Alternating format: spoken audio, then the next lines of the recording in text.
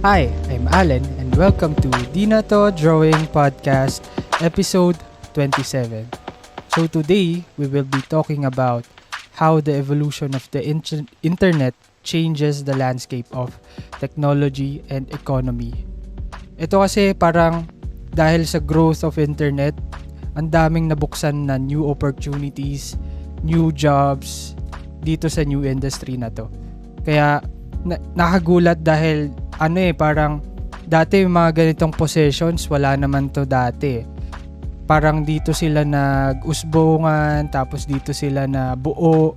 And nakakatuwa, pwede natin pag-usapan today is the status of the communities in the Web3 and pati ano yung nangyayari ngayon sa mga communities, sa projects within the crypto community. And lastly, pag-uusapan talaga natin dito and i-focus din natin yung Tezos blockchain. So, malalaman natin kung ano yung tungkol saan yung Tezos and ano yung Tezos. And before we proceed, let me introduce our guest. He is the founder of the Filipino Web3 Community Builders, a community manager for Tezos Philippines, and sobrang solid nito kasi sobrang active niya sa scene talaga ng Web3 and marami siyang communities na na-reach and na-tap, lalong-lalo na sa artist community dito sa Pilipinas. So without further ado, please all welcome Sift Croy. Yun! Yan, Tez up. Hi, Allen. Tez up, ayun. Kamusta, Sift? Ayos lang. Ito, Happy na umaraw na din kasi for how many days umuulan ngayon, medyo okay na din. So it's malakas warm. ulan nung mga nakaraan, no? Yep. Sakto. So, magandang gabi, magandang umaga, GM, Tez up to all the listeners. Yung GM pala, ito yung sinasabi namin sa Web3 is, kaya GM dahil hindi mo alam kung anong oras na sa ibang bansa. Parang yun yung good morning. Di ba? Yun ba yun? Tama ba, Sift? Yun yung pagkakaalam ko din. Kasi it's always a good morning. Kasi parang we're not time-bound sa Web3 eh. We're interconnected. We're connecting with people. Dito sa atin sa Pilipinas siguro, gabi na sa ibang side naman ng mundo, umaga. So it's always the GM. And I think it also connotes positivity and basically, positive lang, happy lang tayo. So, GMG. Totoo. Kaya yun di ba parang ang dami ring jargons na nabuo sa nung kasagsagan ng bull run. Kahit yung ngayon sa Web3, like yung shilling, yung wagmi, mga yan.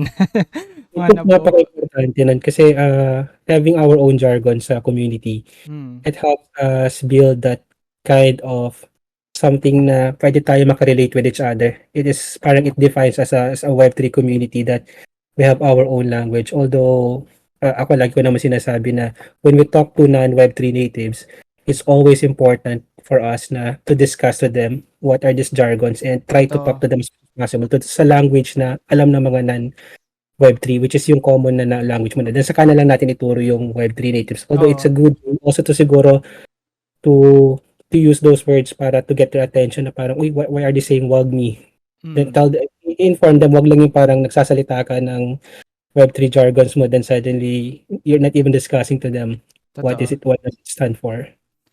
Sa akin parang forced ako to learn kasi nung nakapasok na sa Web3, overwhelming yung jargons talaga parang doon mo na lang malalaman on the spot kung i-research mo bakit yun yung sinasabi nila.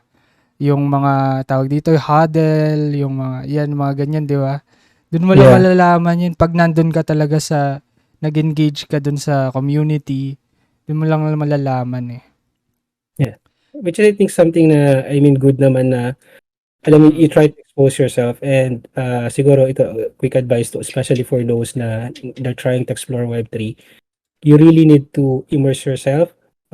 Yung kagaya nga sabi ni Alan na minsan, it's overwhelming, but it's part of the immersion process kasi nga you're trying to enter something that is new. But don't be afraid. Rather, pag pumasok kayo sa Web3, buksan yung isip nyo, open that space para alam mo to accommodate all those things that you need to learn. Kasi it's totally a new, parang sa una siguro it's kind of something that is very new. Mm. But as you go along, mare-realize mo na, uy, parang parehas lang nito sa dati kong ginagawa. But then, the processes or maybe the term that is being used for, let's say, for this space is different nga lang. But it's fun. So, always focus on the learning. Saka lahat naman sa Web3, kagandahan dito, Alan, I think, for most of the people na nandito na nakikinig sa atin is, even for us na medyo mas matagal na or nauna, may mga mas matagal pa sa amin, pero bago pa rin itong space na 'to and it Oo. continues to evolve. Wala pang Mm. expert dito. Some of us might be here like 2 years, 3 years, but we are not yet experts. Mm. We are still learning. Even the definition of Web3 nagbabago and a Mm. lot of things are coming in. So, it's still early. All of us are learners and magsama-sama tayong matuto. Totoo. Tsaka supportive ang community kung tutuusin. Sobrang Ano yan? supportive. Yun yung maganda dito eh. Parang nagbibigay din ng education sa bawat isa. Lalo na pag bago ka, talagang tutulungan ka nung mga tao to know din yung yung environment of Web3. So, Sif, Yeah. bago ka ano yung ginagawa mo ano yung ginagawa mo bago ka napasok sa Web3? So, actually, nag-start ako na mag-focus sa Web3 nung pandemic na. So, but prior to the pandemic, I was working in the pharmaceutical industry. So, about more than 15 years ako na nag-work doon. So, last role Tagal ko na doon, rin. district manager na ako doon as a company. Then after that, umalis ako. Then, nagka-pandemic. So, most of the time, I'm just staying home. And then, I remember na parang kasagsagan ng pandemic, I was trying to account some of my money. Tapos I realized na, uy, may nabili pala ako na Bitcoin. That was my first Oh, na cryptocurrency. I bought it sa coins.ph. So, binili ko in 2018. wow. Although 2017, I remember, may plano na ako bumili nun. Kaya lang, every time I try to talk about cryptocurrency or trying to find somebody na who's into crypto dun sa mga kasama ko sa trabaho, parang either they do not know, Oo. or iba takot, or baka scam. Alam mo yun, Oo. kasi konti na nakakaalam eh. Mm. Pero gusto ko na nung bumili. Hindi ko alam kung saan bumili. And then, parang I discovered coins.ph. I remember, binili ko siya, I was in La Union. Kasi at that time, Grabe. I was doing a fieldwork dun sa isang tao ko. Parang takot pa ako noon. So, may natitira pa akong parang a few thousand pesos. Tapos sabi ko, try ko nga bumili. So, Ah. I created my coins.ph account. I remember that time. And then, niloadan ko siya sa isang 7-Eleven somewhere Ah. in, I can still remember vividly sa La Union. And then, bumili ako ng BTC. Tapos, I think I bought like magkasunod na buwan yata, parang 2 beses. Then after that, totally nakalimutan ko na siya. Ah.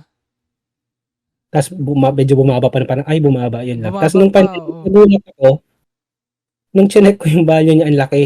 Tapos sabi ko, parang wow, sabi ko, nakakatuwa naman. Tapos sayang, dapat pala dinamihan ko pa yung binili ko nung time Ah. na yun. So So, parang ano lang siya no, yung ano lang, try ko lang baka parang ganun, 'di ba? Pero that time parang there's that pool na parang gusto kong bumili na nung time na yun. Pero lalo ko naengganyo nung nakita ko yung value niya nung Yung pandemic. pandemic na. Tapos that's the time na parang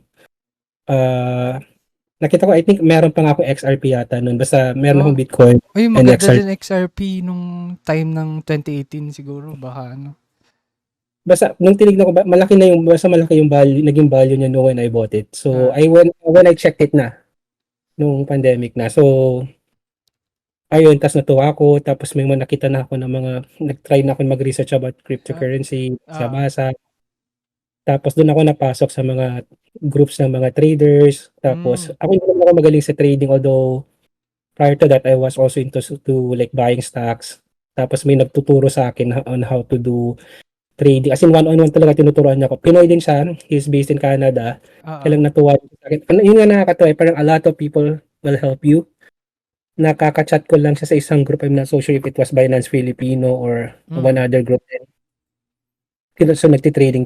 Then after that, parang napaka-daling kumita nun. Attend ka lang ng EMA, magtanong ka lang, sinerte ka, Ay, oo nga. makakakuha ka na ng pera, papadala ka na ng pera. Yung mga Ang dami airdrop din. di ba? parang kaliwa't kanan, parang kung masipag ka mag-fill up lang ng form, or may Totoo. makukuha at may makukuha ka. And then, doon na nauso yung mga iba-ibang communities ta's may isang Pilipino na laging kasama na, "Pasok ka dito kasi namimigay lang sila, active ka lang." Ta's Mm. doon na nagsimula na naging active ako sa chat group, ang daming nakakausap. It was a play to earn na project at that time. Ta's natuwa sila sa'kin, then I was taken in as a volunteer mode kasi nga lagi active do'n, nakikitambay do'n. Oo.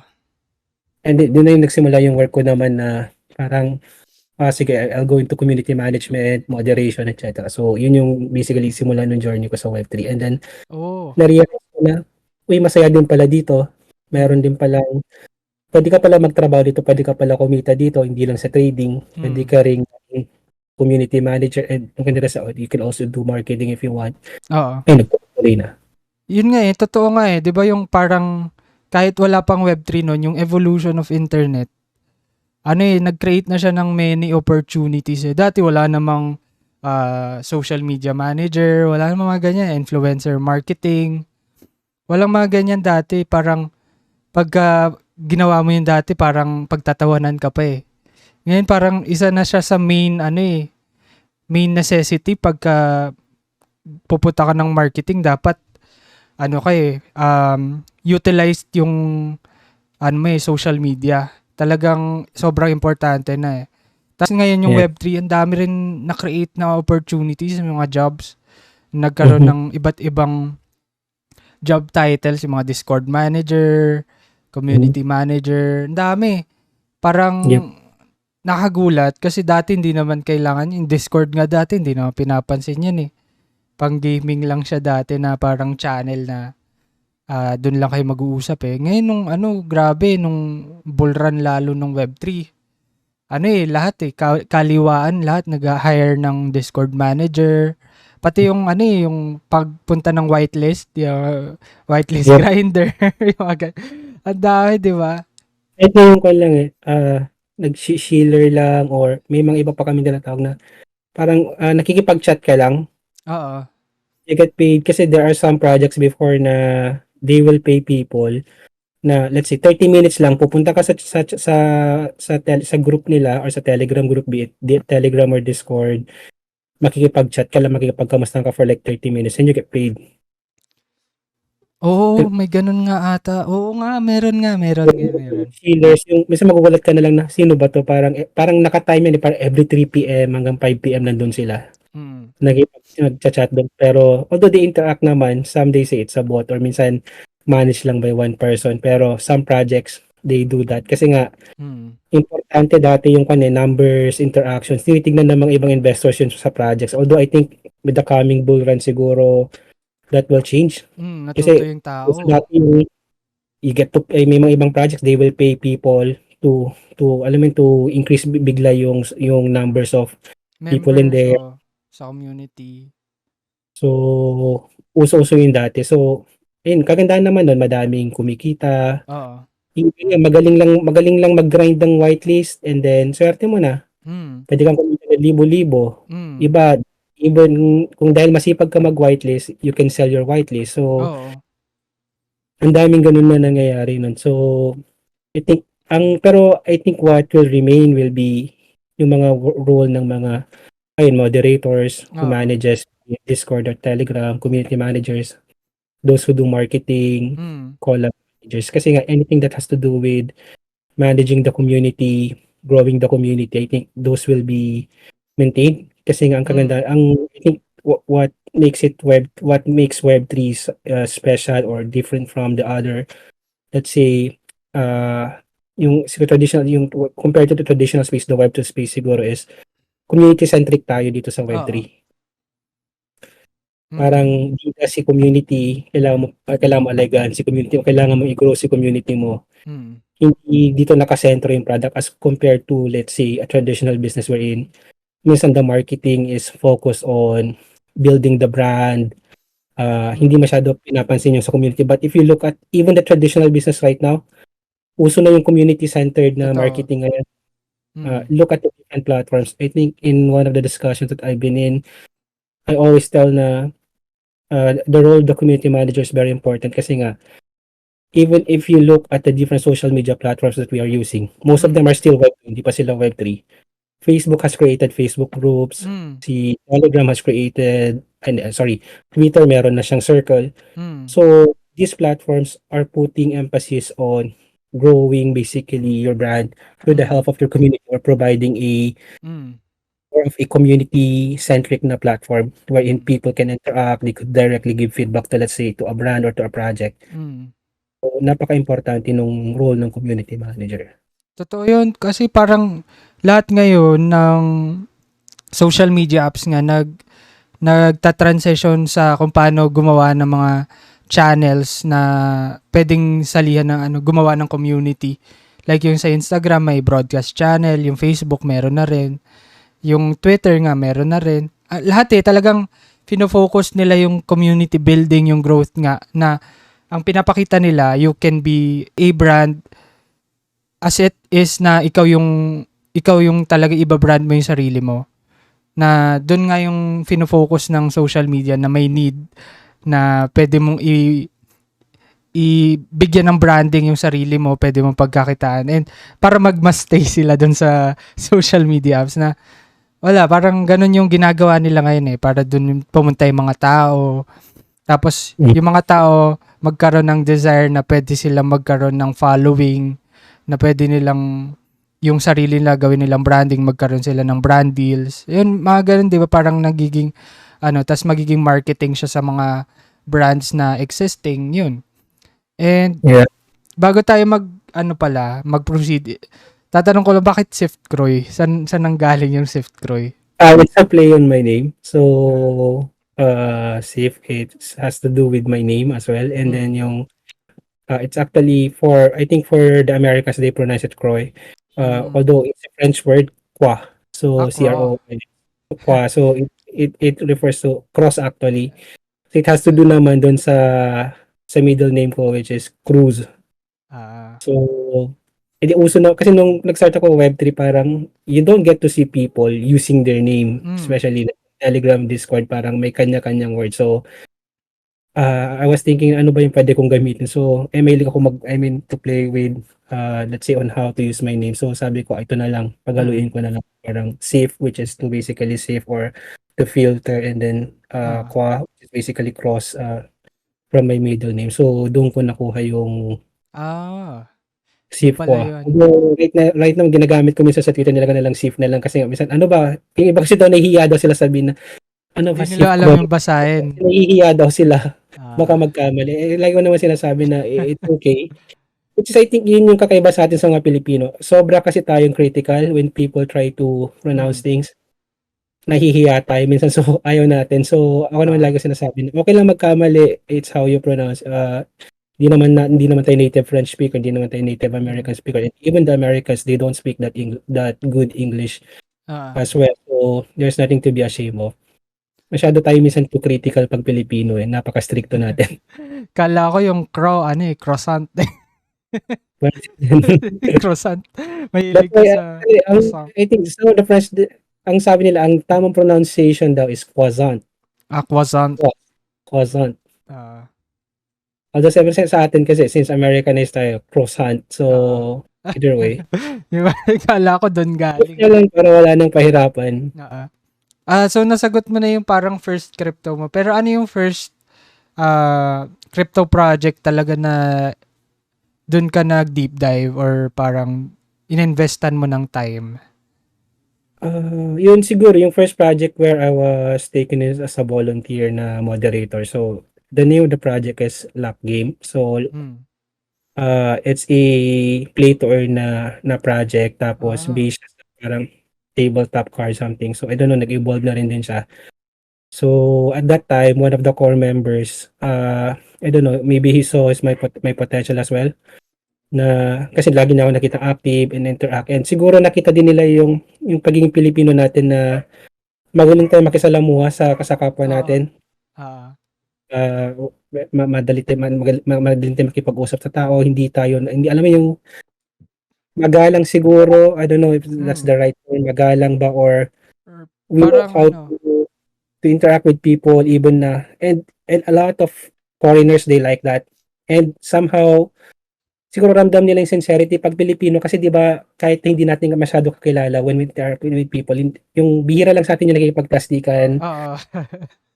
They felt the sincerity na kasi ibang Americans or not necessarily Americans, but I think some of the foreigners, they appreciate yung that people takes time to talk to them.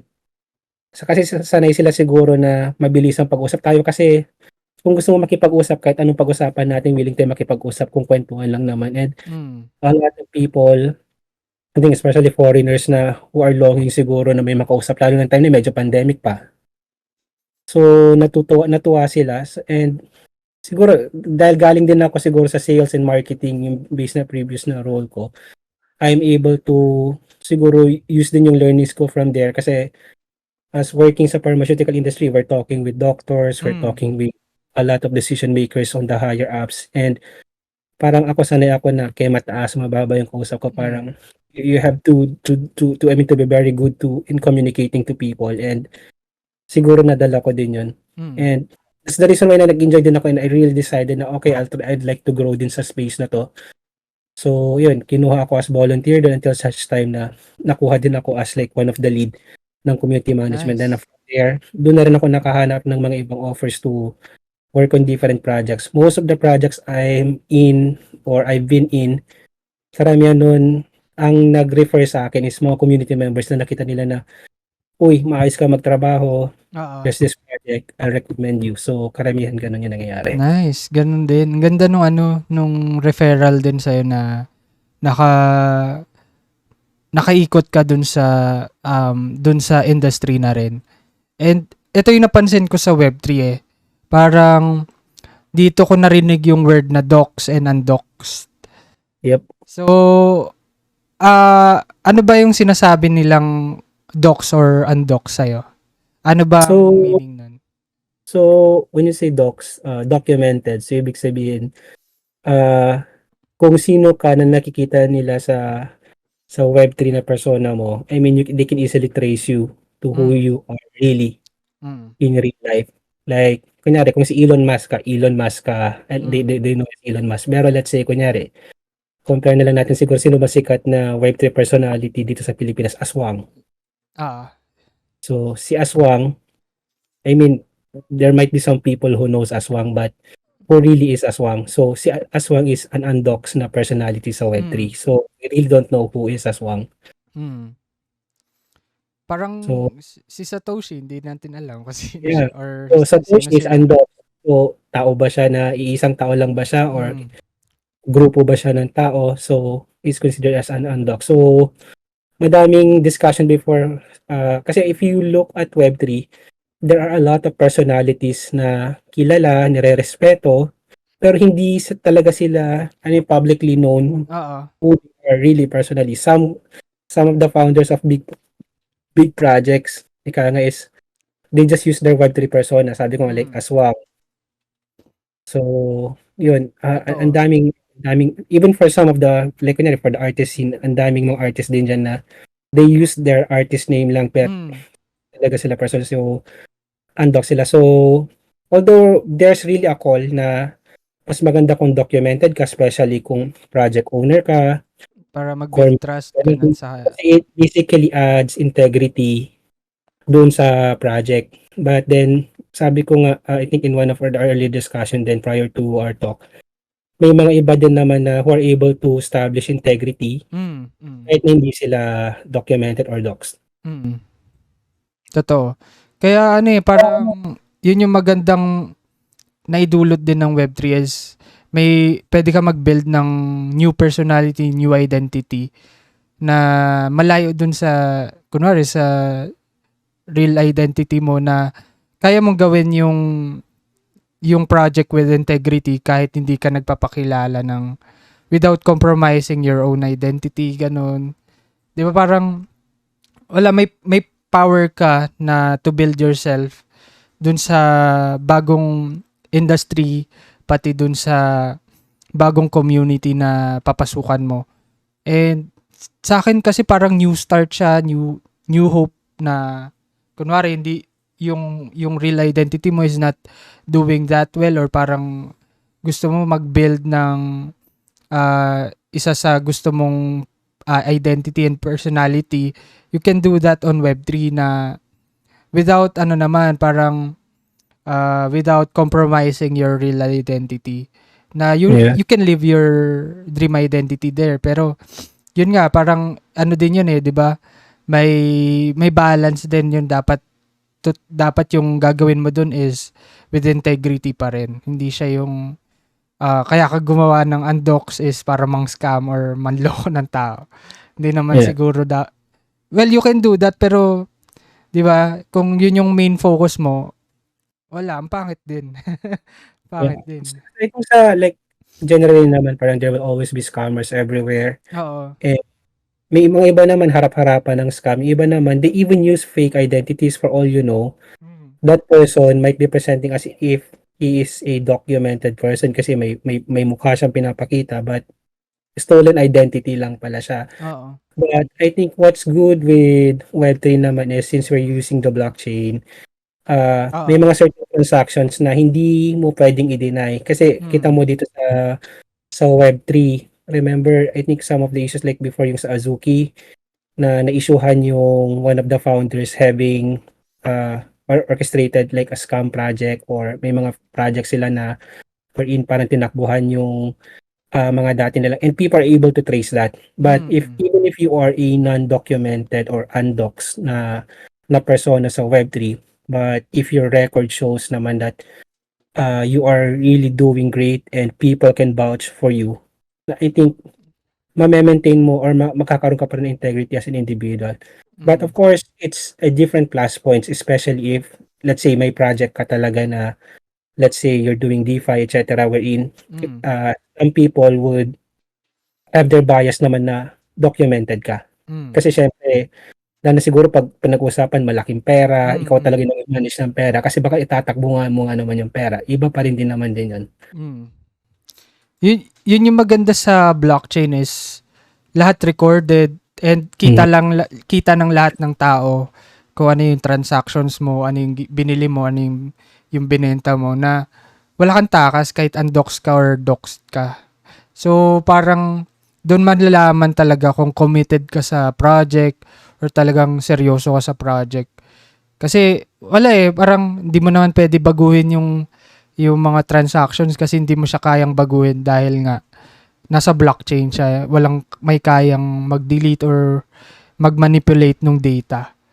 So, eto nga, dahil nga dito sa Web3, nagbigay siya ng new opportunities and new roles dito sa mga bagong industry na to, is ikaw, Sif, di ba parang ikaw yung naging community manager ng Tezos Filipinos. So, bago tayo pumunta sa Tezos Filipinos or sa Tezos, is ito yung nag-usbungan na parang dami rin kasing projects nun kaliwat kanan, lalo na nung bull run.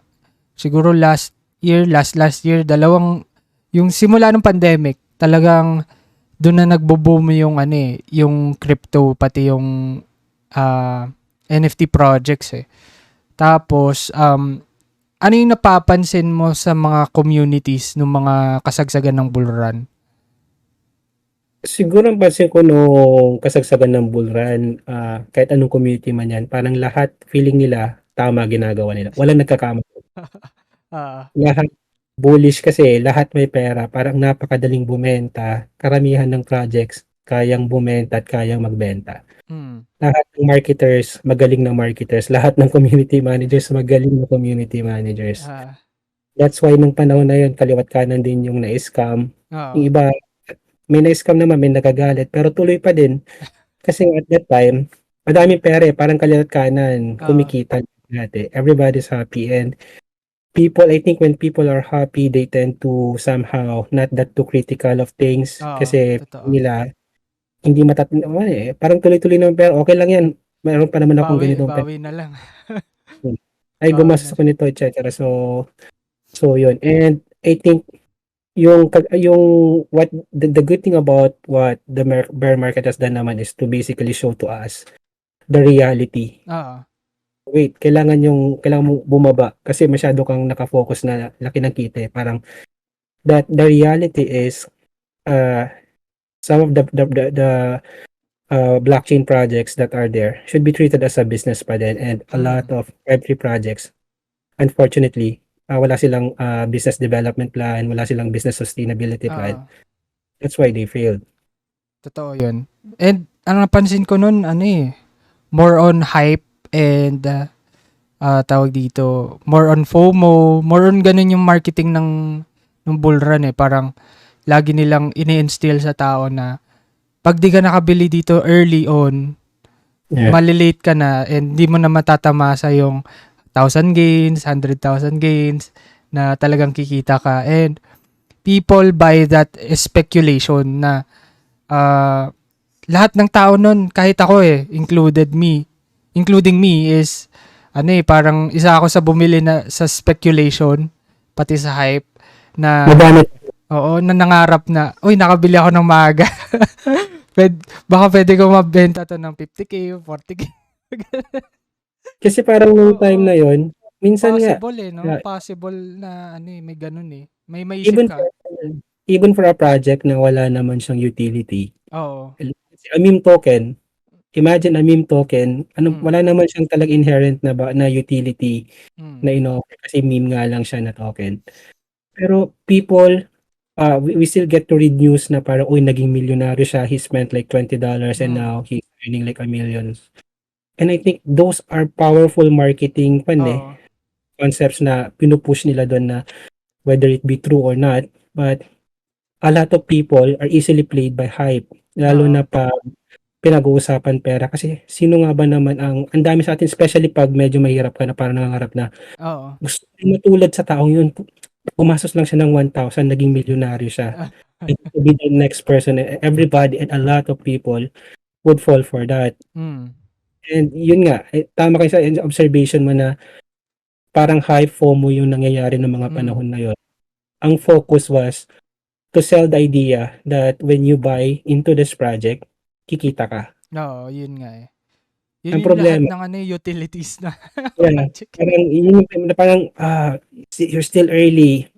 Bili ka na habang maaga pa, parang pre-sale, etc. Parang, wala pa masyado dito, bibili ka na. Kasi pag bibili ka lang nito, pag tapos na wala ka na, huli ka na. Ang nangyari, nagka-bear market. Even for the supposed to be good projects, biglang nahirapan. And it shows that the fundamentals natin, yung parang basic fundamentals na kung bakit tayo pumasok ng Web3, or I mean, to basically to enter the blockchain space is something na hindi siya fundamentally strong kasi it is based on the concept of madaling kumita, quick wins, without understanding basically the total yung market cycle. Hindi natin iniintindi tong project ba na to, is it something sustainable, is there really a utility for this project? Kasi bigla na lang pumasok yung mga ganun na mga tanong nung medyo bear market na, yung utility, ano ba yung ganito, people will start asking ano ba yung mga plans mo. Pero prior to that, they're not even asking those things. What they were just looking for is ang daming followers ng project na to. Nag-follow yung ganitong senior o isang well-known personality.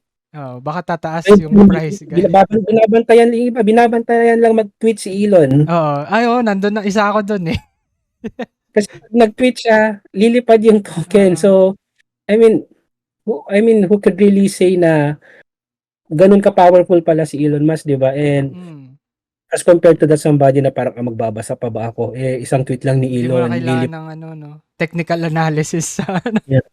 Yun yung kwento na siguro it adds to how fun blockchain is, especially when it comes to trading tokens, na there are certain things na magugulat ka na lang na biglang lumilipad. Lalo nung bull run talaga. Parang yung kay Elon nga na parang nakabili ako ng medyo mababa yung Doge noon. Tapos bigla siya nag-tweet. Nagulat ako. Tumaas yung value. So sabi ko, pag nag-dip to ulit, bibili ako. Tapos yun pa yung may parang SNL yata siyang guesting. Ay, grabe hype nung prior to yung SNL na appearance niya. Pati yung platform talaga nag-lag talaga. Hindi ko na-trade nung nandun sa top. Hindi ko nabenta dahil nga lahat ng tao it's either buying or selling eh. So yung platform parang nagko-collapse siya na ang dami din nagte-trade, ang dami nagtatransact that time. And sa akin okay lang yun. Okay lang yun kasi kumita ako. Pero nung napansin mo is wala siya talagang fundamentals eh, no? Parang you are just gambling din na tataas to kasi ito yung ito yung nangyayari eh. Parang yung psychology of trading or psychology of yung market. Yeah, Ganito I yung think nangyayari so, eh. a lot of people are really into during the bull market. It was like a casino. Oo. Sige lang, taya lang dito. Taya lang.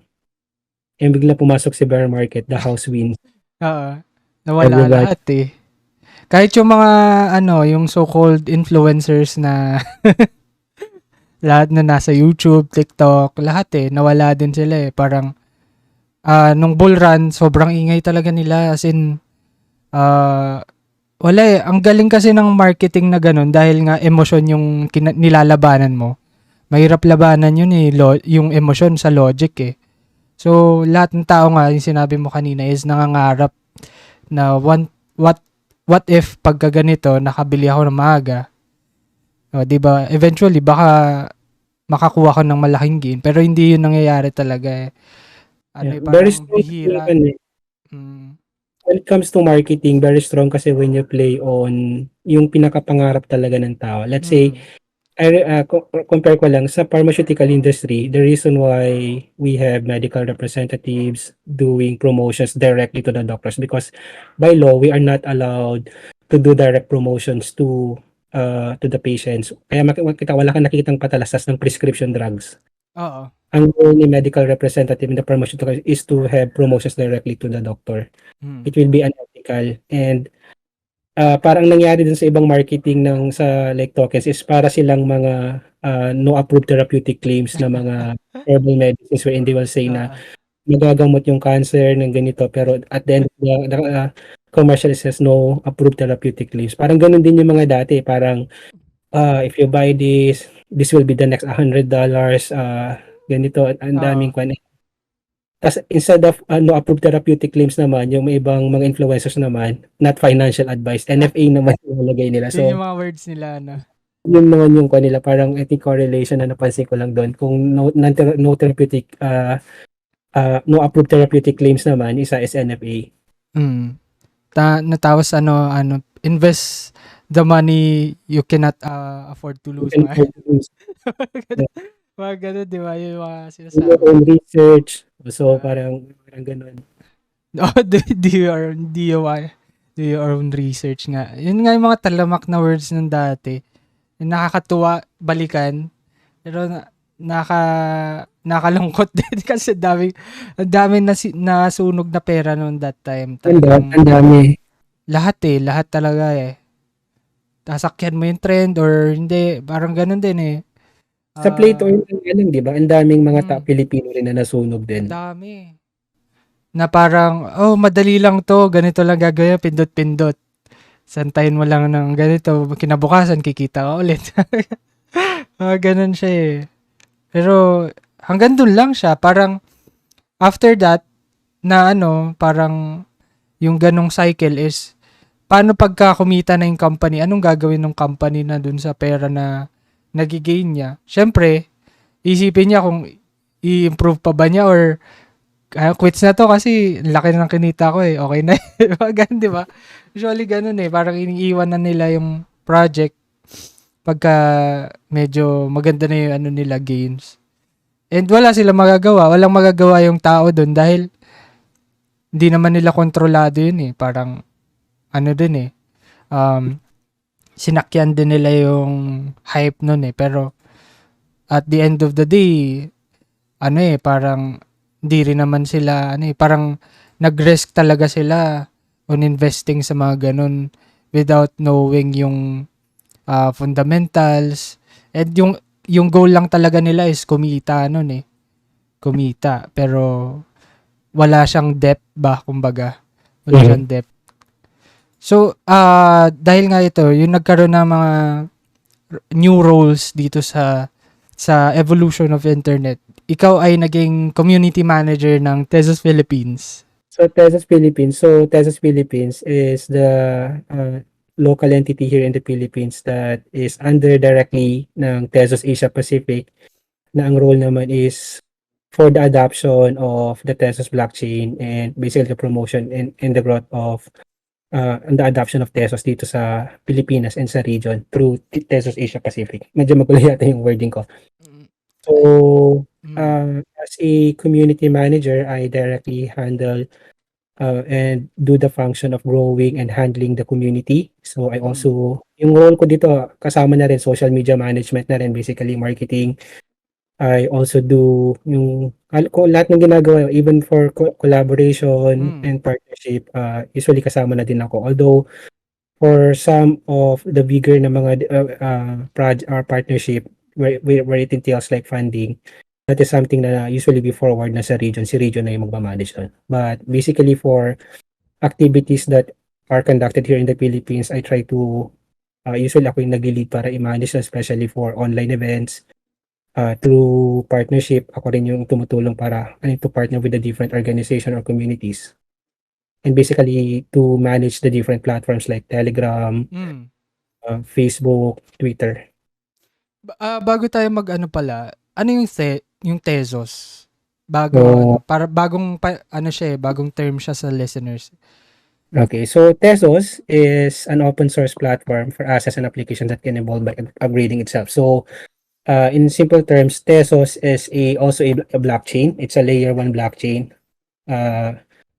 Para siyang kung may Ethereum, it's like an Ethereum as well, but it's a different blockchain. So, what makes it different from other sa ibang tawag nito, sa ibang blockchain is that Tezos is the Tezos network is a vast and fast growing consisting of validators.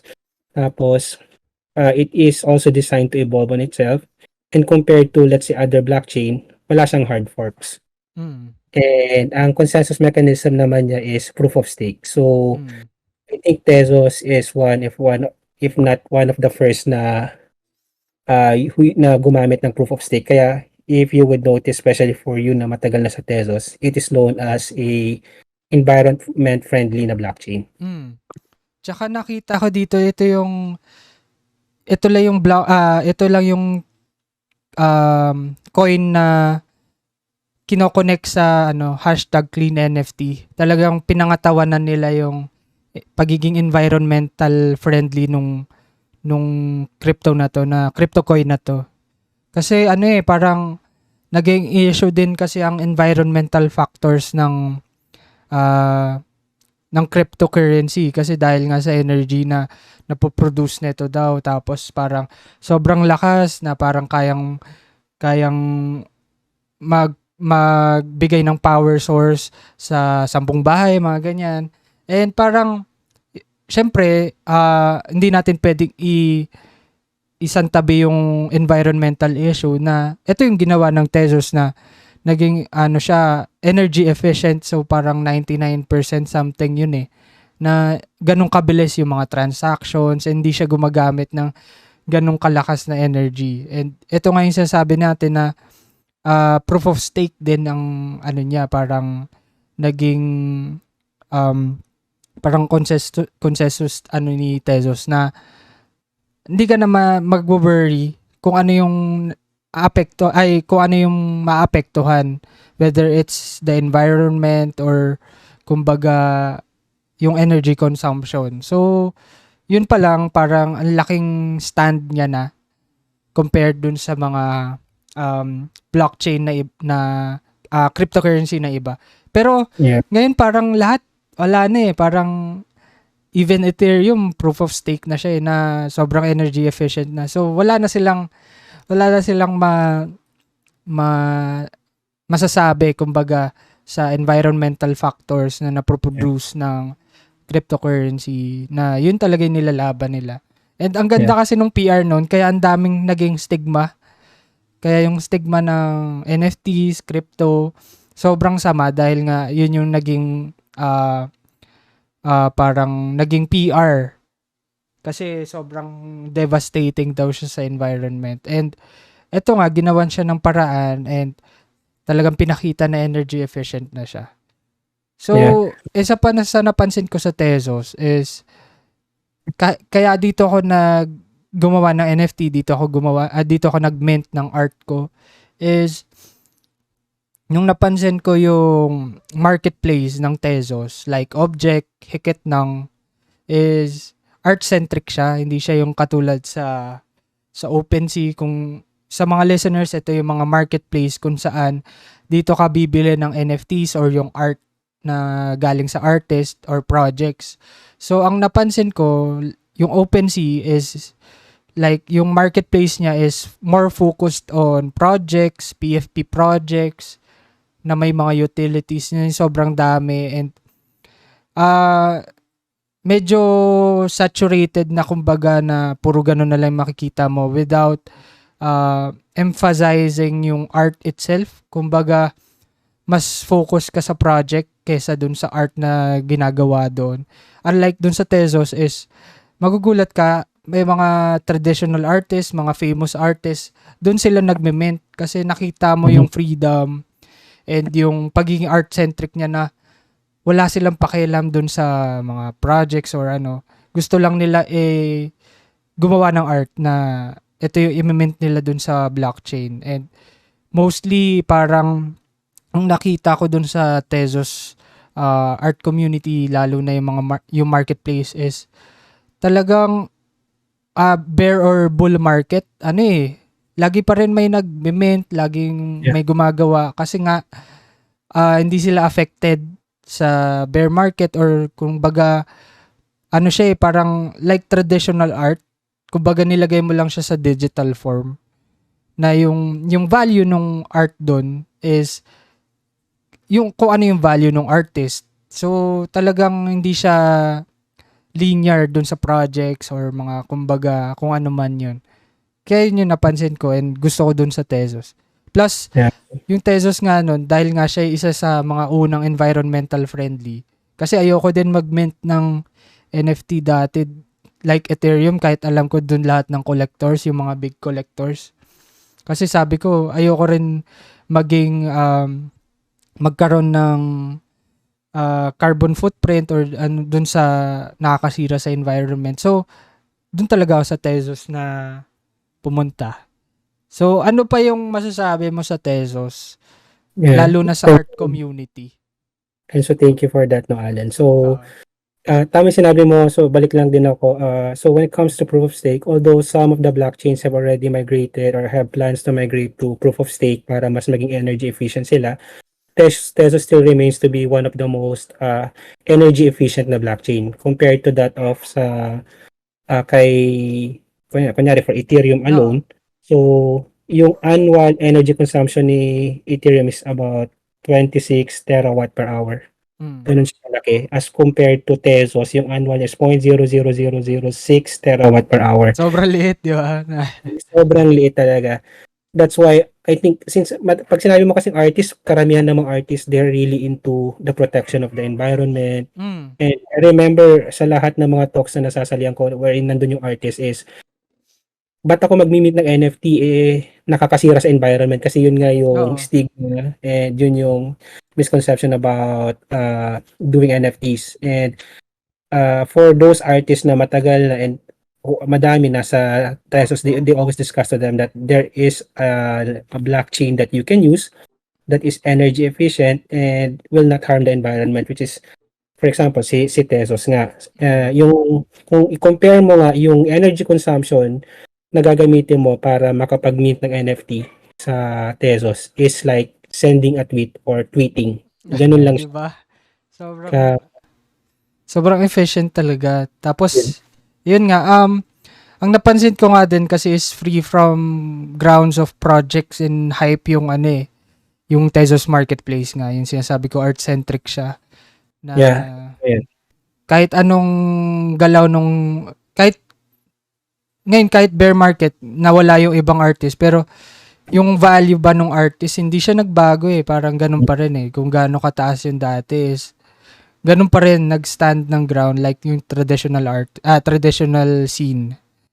Yeah. So, for our listeners, tama yung sinabi ni Alan. So, especially for the artist, when it comes to art-centric na blockchain, isa sa I think the top of mind na blockchain is Tezos.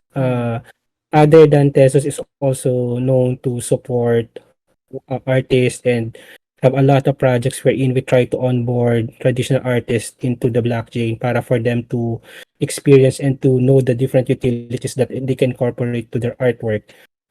Yung mga platforms natin, tama sinabi ni Allen, no, compared to the other na blockchains wherein the focus is on the project, etc. Dito, kahit individual artist ka, pwede mo mag-thrive. For example, isa sa mga masisipag na artist natin sa Tezos here in the Philippines, halos araw-araw gumagawa si Jake Studios. Oo, si Jake. So, halos araw-araw siya nag-mint ng NFT niya and he has a great following as well na and tuloy-tuloy. Actually, even si Aswang, I think he or she started yung journey niya sa Web3 sa Tezos. I think I don't know what happened to his or her wallet lang nawala. But if you look at there's yung mga original artworks niya, madami nandun siya sa Tezos. And for example, isa sa mga well-known na Filipino na Web3 artist, kilala siya globally, si Sky Nicolas. He does his artworks also on Tezos. And of course, yan si Allen. Yan, si Bjorn. Si Bjorn din. Yeah, si Bjorn. Yan. Si Aling Joy. Ayan, si Narem. So, ang dami nila na they choose Tezos as the blockchain of their choice for their artworks. Ang napansin ko pa dito sa Tezos is yung adaptation niya into physical adaptation nga na like yung physical galleries, nagpa-partner up siya ng projects doon na dito i-showcase, dito i-mint yung mga projects and ipapakita siya sa physical galleries like yung sa Meetspace, sa Draper Startup House. Ano ba yung nangyari doon? Parang bakit mas siya mas attractive sa mga physical galleries pati doon sa mga curators kumbaga. Bakit Tezos yung pinipili nila? To be honest with you, I really cannot say but I can only assume kasi usually a lot of the projects na nangyayari wherein there's a physical exhibition, most of these projects are community-led. So usually nanggagaling from artists or the different na kunyari galleries. But I think it also comes from the fact that we have a strong artist community who really loves the blockchain, who really appreciates the Tezos blockchain na kagaya ng group ng Tezos Filipinos, Titik Poetry. Yung Titik Poetry, I think sila yung unang, I'm not so sure kung naging part ko nun yung first na curated nila na NFT Poetry Night. Yeah, NFT Poetry na ginawa sa Meetspace. And that is yun yung nakakatawa sa Tezos na hindi kailangan makialam namin as let's say, kunyari as an entity who is helping the adoption of the blockchain para magsabi na gumawa kayo. Minsan yung community na mismo yung gumagawa ng magugulat ka na lang na, uy, pinili nila si Tezos. Because they believe in the blockchain. For example, yung ginawa din ni na Only, ni na Isma, Asia's largest or maybe one of the world's largest na mural created into the blockchain. That is community-led kasi nanggaling mismo sa community, sa group ni na Isma together with Meetspace, Lay Melendres, and I think sa mga Alarcons kasi. And nalaman na namin na, uy, pinili namin Tezos. And si Tezos, hindi siya namimilit na, okay, kailangan yung gawin to.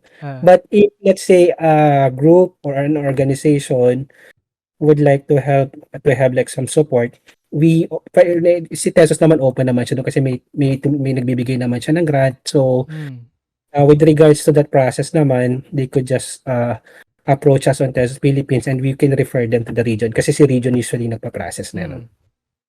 Pati yung last yata yung Draper, yung Tezos yata yung yun yung isa sa mga latest na collaboration between Tezos Asia Pacific and DSH Manila. So, the Artist Collective, it's actually a project ni DSH Manila and para dun sa batch 2 nila, ang nag-support naman nun is Tezos Asia Pacific and I think we have like 10 graduates there. And most of them are new to Web3. And yun naman yung isa sa mga pinaka-goal nun is to basically onboard Mm. traditional artists or people who are not yet into Web3. Ma-onboard sila sa Web3 para at least ma-experience nila yung value ng blockchain on how it can be used to widen basically their market and how to use the technology to, Mm. let's say, preserve their art. Kasi nga, you basically, you preserve their art all as well dun sa blockchain. Kahit parang yung sa Web3 Philippines, yung nag-talk sila Tito Jopet tsaka si Bjorn, parang ang binida talaga nila is yung Tezos dahil nga dun sa art-centric market nga nung blockchain na yun. And kung tutusin talaga, pwede siyang help dun sa mga emerging artists dahil nga yung gas fee dun is wala pang piso. Kumbaga, sobrang mura. Yeah. Kung mag-i-start ka, lalo nung dati, nung bull run, kung mag-mint ka dati sa Ethereum, sobrang mahal eh. Sobrang laki ng babayaran mong gas fee, aabot ng libo-libo. So, kumbaga sa Tezos, hindi pa yata abot ng piso yun para makapag-mint ka ng artwork and gumawa ka ng collection. Kaya, yun yung magandang start din kung magiging artist ka sa Web3 scene, yung sa NFT side is dun ka na sa Tezos dahil nga sobrang mura ng gas fee, parang di ka nagbabayad ng gas fee nga dun eh. And you can start nga kahit 1 Tezos lang yung sa wallet mo. Parang ang dami nag-start nun sa binibigyan lang ng 1 Tezos.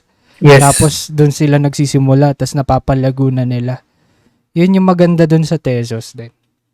Siguro, share ko din yung mga stories na narinig ko from the artist. And I don't know, maybe ikaw din, Alan, experience mo na a lot of our Filipino Web3 artists who are into Tezos, parang past lahat yung nangyari. Paid forward yung nangyari. Kasi I remember parang, for example, si Jopet or the artist na parang binigyan ako ng 1 test ni ganito, tapos doon ako nagsimula, then may isa namang bagong artist na in-onboard ko, binigyan ko ng 1 test. So, alam mo yun, parang lalo, it's through the community talaga. The growth comes from how the community mobilizes itself na nagtutulungan. And yun yung natuwa din ako sa Tesos. Kaya parang, although this is just one of the projects that I mean, parang ito yung project na wherein I'm really, really active. Kasi kita mo talaga how supportive the community is with each other. Nakakatuwa talaga. So, besides art function sa Tezos, ano pa yung parang pwede niyang mai-offer sa industry? So just like any other Web3 project, so Tezos offers a lot of the solutions that blockchain is trying to provide sa traditional industry or basically to us as a society. So for example, decentralized finance, meron din tayo sa Tezos. We're actually running right now a CRP wherein for those who would like to explore yung DeFi ni Tezos, they get a chance also to win some prizes. I think last month niran din natin yun. Nanalo kaya last month, I don't remember. Nanalo last month. So for this month naman, we will be pushing that for the month of July. So our community rewards program is i-explore mo lang siya. Try mo lang mag-swap ng tokens, try to stake, and may chance ka to earn additional XTZ token. You see, the XTZ or TEZ is the native token naman ni Tezos. So, meron din gaming. So, there are some projects din na dine-develop. Some of the real life na nagamit na rin si Tezos is sa France, I think there were also, I think last year ni-release sila na NFT stamps. So, postal stamps. So, instead of the regular postal stamps, tapos ginawa nilang digital or NFT. Tapos, so in one of the universities, they also try to roll out a parang yung voting or election through electricity. I remember the project or yung nag-handle nun. And they chose Tezos.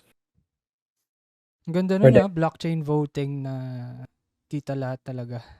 So, I think they tried that sa isang university somewhere in France. Tapos, other than that, some of, let's say, mga big businesses outside like McLaren, so, really, they're partnered with Tezos. So, nagre-release sila ng NFTs for their fans. Si Manchester United, I think Grammys also, they partnered with one of, and one of the main reasons why some of these big industry names are partnering with Tesos is the because of it as an efficient blockchain and energy efficient blockchain and as an environmental friendly blockchain. Ayun. And ano pala, advice na lang sa sa mga newbies and new to the Web3 scene. Ano ba yung dapat nilang tignan when it comes to engaging dito sa new industry na to? Siguro number one dyan is immerse yourself. Yun yung isa sa mga unang advice na lagi kong sinasabi na sa mga gustong matuto sa Web3. It's still a new and developing space wherein, for me, I mean, you cannot say that there's already like a lot of experts. It's still evolving, it's still changing, it's still early for all of us, and find a community, connect with people, connect with us, you can connect with me, and sama-sama tayong matuto para mag-grow dito. There are a lot of opportunities here. You just have to persevere, improve your craft. Kung magaling ka sa tech side, ang daming free trainings dito for doing, let's say, for understanding how the blockchain works. Even here at Tesos, may mga free na, usually may mga free workshop wherein you can just enroll for free. When it comes naman to doing the non-tech stuff like marketing, community management, like what I do, isa sa mga best way for you to learn naman tong ganitong style, ganitong field naman is immersing yourself, being part of the community, and connecting with people. Kasi napaka-importante rin yung pag-network dito. You connect with people, be passionate about it, and have that mindset na a critical thinking plus an open mindset to learn.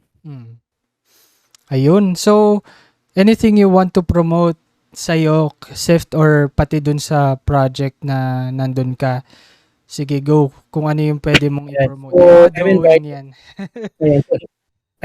First of all, I'd like to thank Allen for inviting me. I'm greatly honored to be chosen as one of the guests for Dinato Drawing. So, nakikinig na ako dito ngayon. Soon maririnig ko na rin yung boses ko dito. Sariling boses na.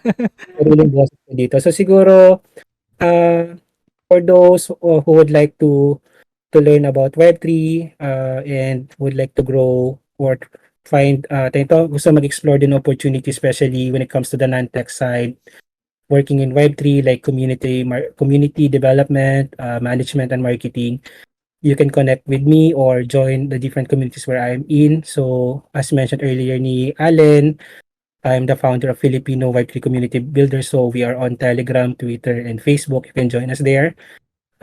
Pwede rin kayo sumali, of course, sa Tesos Philippines. We are on Telegram. We are also on Instagram, Facebook, Twitter, and Threads. So, just connect with us. Yung personal naman na account ko, Sifkwa o Sifkroy, DM lang kayo doon or mag-message lang kayo doon if you need help or kung gusto niyo rin makipag-connect. So, tulong-tulong tayo. Lahat naman tayo dito are learners, and siguro isa pa sa madadagdag ko lang, Allen, is gusto ko rin mabago yung mindset, yung laging sinasabi na DYOR. So, instead of encouraging people to just do their own research, rather encourage them to join you in doing that research. Kasi iba pag may kasama ka nagre-research or madami kayo nagtutulungan. Totoo. Siguro we need to learn from the mistakes, or we need to improve the learnings or yung mga dating ginagawa natin dati siguro during the bull market, and na-realize natin na hindi nag-work during the bear market, is to improve on those rather than repeating the same mistakes again. So, yun, keep on learning. Ayun, salamat, Sif, sa pag-guest ulit sa Dinato Drawing Podcast. Sobrang grateful ako kasi gusto ko na rin talaga pag-usapan yung ganitong topic, lalo na sa community building. Kasi ano siya parang need na rin siya, regardless kung nasa Web3 or Web2 ka kailangan talaga matutunan kung paano mag-build ng isang community. And yun, nakakatuwa, dami kong natutunan dito sa talk na to, and salamat ulit, Siftkroy, sa pag-guest dito sa podcast. And feel free to follow Dinato Drawing Podcast on Facebook, Twitter, IG, Instagram, IG, Twitter, YouTube, and Spotify. So feel free to listen. And sana talaga gawin yung 5 stars para mas marami tayong ma-reach na tao, yung mahilig mag-drawing sa buhay. And please do tag us in your stories kung natuwa kayo sa aming episode. So yun. Salamat ulit, Seth Croy, sa pag-guest. And hopefully, magkita-kita na tayo soon and malaman natin yung iba't ibang projects ng Tezos. Yun. Yes. Tez up. Thanks, guys.